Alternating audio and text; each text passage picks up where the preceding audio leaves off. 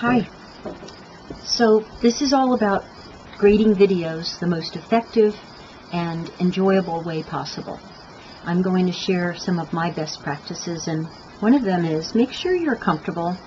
I'm actually in a beautiful spot right now on a screen porch listening to the roar of a stream, but make sure that you're happy and comfortable, because that will communicate itself in the grades and the comments that you offer to our students, who are understandably very nervous about this whole process.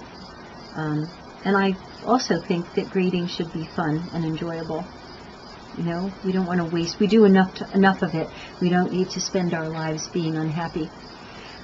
So, that being said, after you make sure that the ambiance is right, the next thing that you need to do or need to know is that you cannot batch download any of the portions of the grading process for videos. There are 3 parts to it, but the very first thing is you go into the grade book, in the full grade book, and you choose a student's name who's submitted an assignment. And once you look at what is submitted into the grade book, you will be able to start to look at the documents first. Start with the video voice release. If it is not physically signed and then scanned or photographed in, then you need to let that one go until the student sends in that video voice release to you.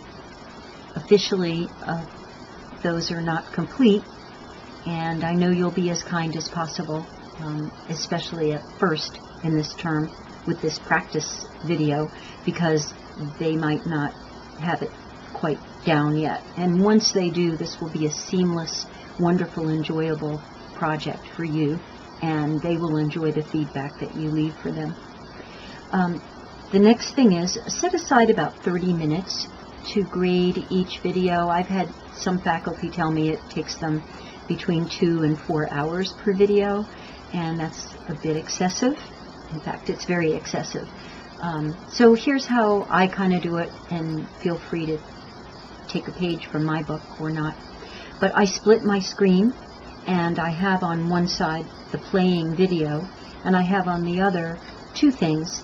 I have the transcription and the video submission rubric, and I follow along with the transcription, and I set boundaries. And that's the trick, because for you, for me, it will be absorbing and engaging, and maybe like a siren song, that you're going to want to put a lot of comments in on the transcription.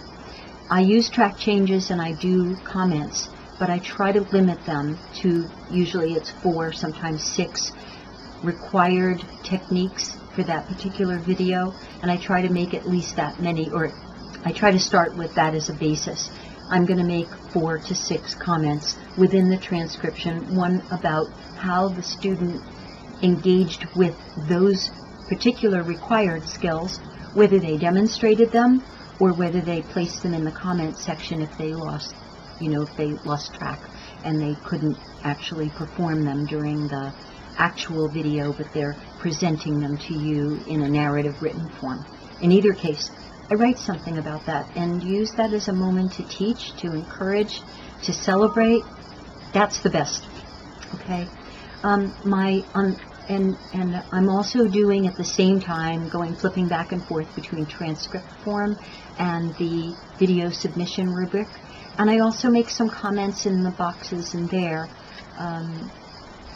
Usually I try to make those comments with my reading that later in mind, so that I can go back, because you're going to accumulate data on that one video submission rubric.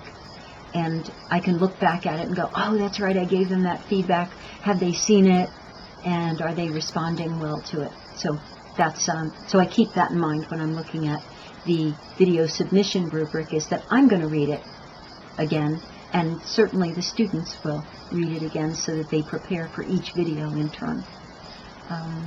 Sometimes in terms of the split screen, watching the video, one browser doesn't work.